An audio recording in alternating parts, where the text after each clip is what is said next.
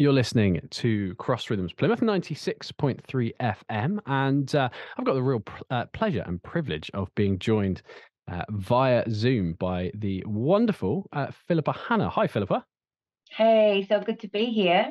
It's great to be speaking with you. You're no stranger to Cross Rhythms. I know you've done some interviews with the guys, Chris Mountford and guys up in Stoke, and we love playing your tracks and have done Mhm. for many years. But I wondered if you'd start this by kind of introducing yourself for those maybe listening who aren't so familiar with your work. Just tell us a little bit about yourself and kind of your musical background and some of those things.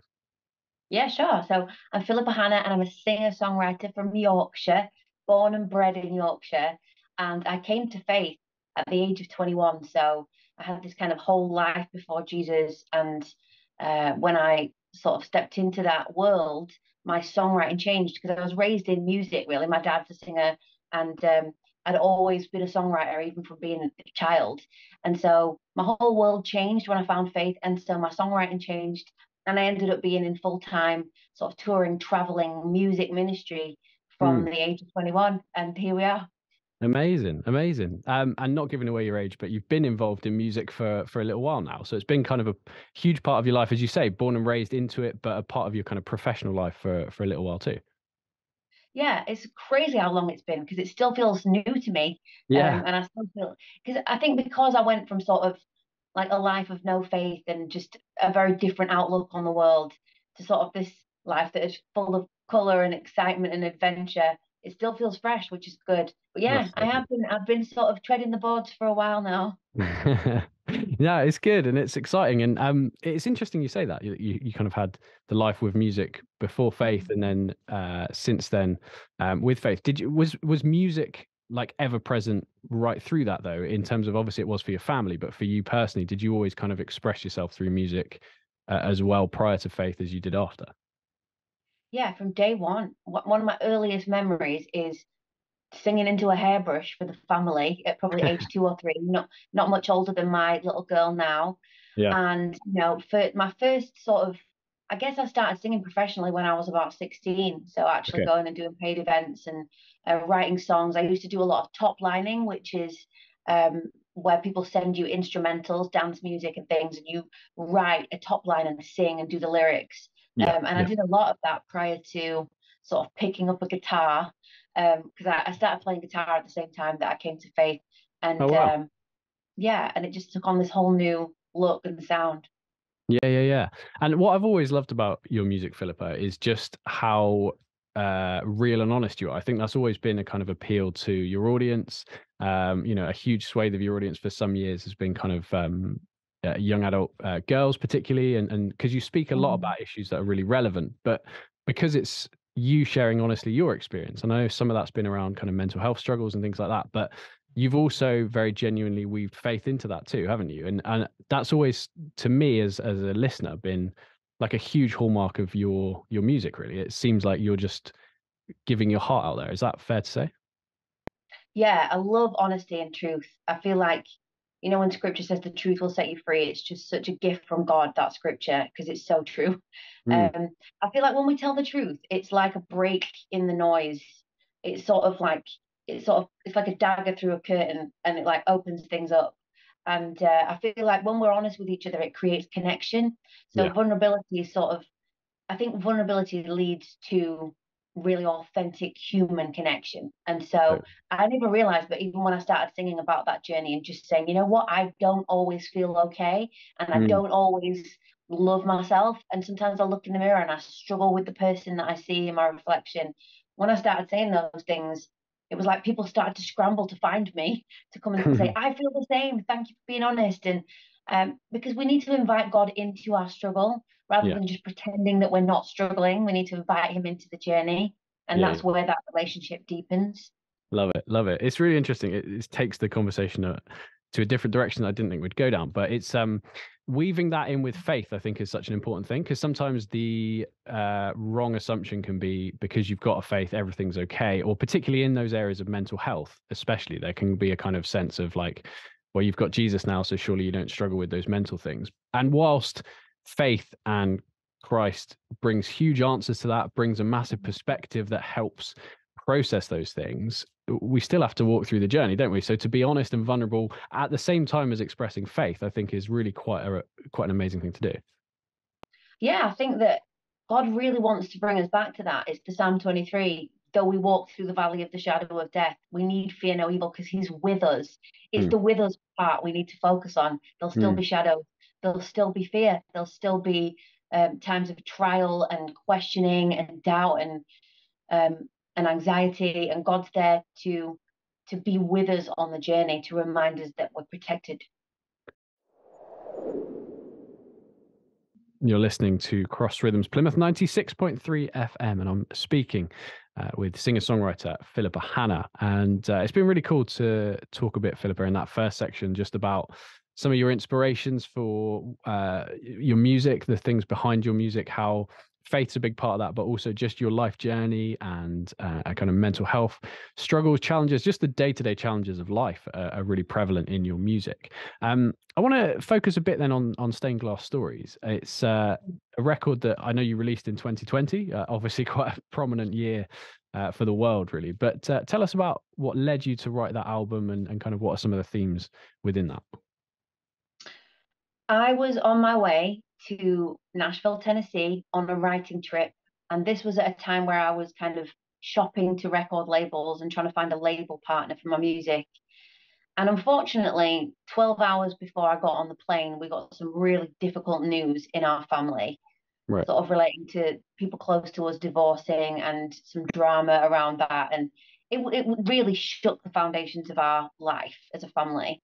Mm, Um, and so we hopped on the plane in tears and just trying to process it all and trying to figure it out. And my husband and I found ourselves in a writing session just hours later, broken, like really grieving what was happening. mm. And I think in a situation like that, it's very difficult to write around something. You kind of have to write your way through it. And Sure. so in the days that followed, we just wrote a bunch of worship songs because that was our lifeline. We sort of felt the only way to deal with what was going on was to look up, look above, look to Jesus, and try and lift our eyes from what we were going through. And so actually the first song we wrote was a song called You're Still God.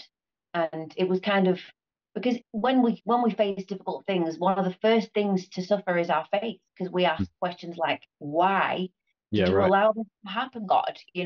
Why did you allow this to unfold? Like, where were you? Could you not have stepped in? Like all of these things that you ask. Um, but then at some point you realize actually, but God is still God and he hasn't changed. And although the circumstances change, he is steadfast and he is unchanging. And that's what's so incredible about faith, is that sort of the rock of faith that we have in our world. Yeah. It's amazing to hear how the personal circumstances in your life led you to write that album, and yeah, looking at it, and listening to the songs, it's much more of a kind of classic gospel sort of worship vibe album than maybe some of your other records, and I can understand the reason for that. It's then Mm. so interesting to hear the environment in which it would have landed, having been released in 2020, where Yeah, like everyone's world en masse is thrown up into chaos. So songs like You're Still God, it probably had a resonance that you never expected. 100%. And at first I was disappointed because it literally came out lockdown week, the album. Mm. Oh, wow.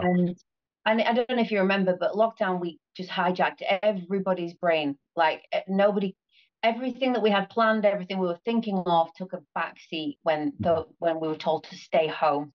And so I did feel a little crestfallen because I put 2 years work into it, and then actually I was like, hang on a minute, maybe this is actually the perfect timing, Mm. because what better time to say things like you're still God, and to say that we're trusting, and to say that anything is possible through God who gives us strength, all these themes that were through the album. And I did find that I had so many messages from people saying, thank you for releasing your album, even though you can't tour yet, even though whatever, at the time we couldn't leave the house. Thank you for not shelving it. Thanks for putting it out because it's helped me and my family through this time. That's awesome. That must be so amazing to hear. And as you say, when you kind of trust in God for the timing of it, on the one hand, when it looks like the worst possible timing, and then you find out it's the best for the way it impacts people's lives, it couldn't be more rewarding than that, I wouldn't have thought. Oh, it's amazing, yeah, because it makes you realize that God is actually using you. You know, you've prayed for that, and that's what's happening. Yeah, yeah. And tell us a bit about You're Still God then, particularly online. I know it's had some success on YouTube and things like that as well. Yeah, and so actually at the end of last year, we decided to do some live versions of the songs because we'd never actually been in a room as Right. musicians together because of the lockdowns and things. So we did our best and we got together and we made this live EP and the videos have just gone really well. And You're Still God in particular kind of went viral. It's had well over 1 million views on YouTube now, which is incredible. So good. So yeah, and again, as that's happened, so many more stories have rolled in because I think since 2020, people have faced all kinds of things, not Mm. just separation from the world and job issues, but also family issues, bereavement, grief. So much has gone on. And I think it's been a really good and important time to confess that God is still God. Yeah, totally, totally. Good stuff. We're going to stop for some music and talk more with that Philippa right after this.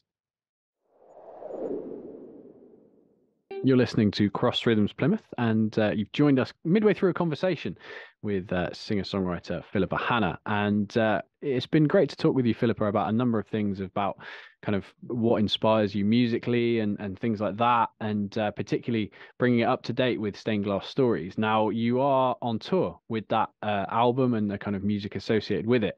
How does it feel to be back on tour again after obviously all the challenges of the last few years? Yeah, finally out on the road with the band. It's amazing. Well, people are really excited because they've started buying tickets, and we've had quite a few dates sell out. The first few dates have sold out, and dates in Northern Ireland and Scotland have sold out. So we're just really excited, and there's nothing like the atmosphere of sharing these musical sort of creations and stories live. It's just amazing. Yeah, totally, totally. And I noticed on the kind of tour schedule that you've got a number of different kind of setups. You've got some that are sort of more acoustic, some that are kind of like worship setups, some that are part of festivals, and then others where Hmm. you've got your band and stuff. Do you have like a preference? Do you kind of lean more towards the kind of acoustic side? Do you love having your big band, or you kind of in for all of it? We just really embrace whatever's there in front of us. Yeah, And so, I mean, the intimacy of an acoustic show is great. yeah. And then the grandeur of a full band is also just really special. So, and the feedback that we get is that people like to come to both because it's Great. different. They're just different. Most of these dates are full band, Yeah, yeah, but yeah, there are one or two in smaller venues that are more acoustic. yeah, yeah, yeah. And do you kind of do all of your songs as both? Like when you're writing them, do you have somewhere you're like, no, this is always going to be an acoustic song in terms of the writing process? Do you kind of look at them in terms of that or not really? I really feel like some of the best songs are you can sort of tell they're good because they work both ways. Sure. Yeah, Um, and they just work however you do them. But yeah, then there are some pieces that are just they're just sort of supposed to be a little bit more cinematic. So musically speaking, it's great to have sort of a large variety of sounds in there. yeah. So Mm. and also like when you've got a really big stage, like it's great to have somebody on stage with you. It makes it a little bit less lonely. Yeah, right. Yeah, yeah, good stuff. And obviously, we haven't touched on it yet, but a big change in your life, in your personal life, is pitter patter of little feet, as they say. So, how's that changed your kind of music experience and coming to this tour? Has it meant you've approached it differently, being a mum now, or anything? At first, it was hard. Yeah, right. Sort of taking a little one on the road was quite challenging, and I definitely felt torn. All new mums will know, like your Yeah. brain is not quite there when you've got a new one, a little one. So, but now she's two and a bit, and she's able to come on the adventure with us quite a lot of the time, and she just absolutely loves it. Like, give her a big room with chairs to run and weave through, and people to say hello to, and toys to play with. She just absolutely loves it, and I love that we get to share that adventure with her, meeting new people. She's so confident, and she's surrounded by music and Mm, musicians. So I think it's a fun start in yeah. life. Uh, Yeah, yeah. It's good stuff. I mean, family's always been big because you played for many years with your husband, right? Is he still in the band? Does he still play with you, or? yes, yes. So he's on the road with us. Occasionally I'll just go and do things on my own now because Yeah. we've got like the family element, but a lot of the time we're still sort of driving around as a team. It's Good great. stuff. So she's probably born into this whole kind of family music experience thing, which is such a cool thing. Well, Philippa, thank you so much for taking time out to talk with us. It's been really nice to chat with you, and wish you all the best with this date and the whole tour in general. Thanks so much. Hope to see you there.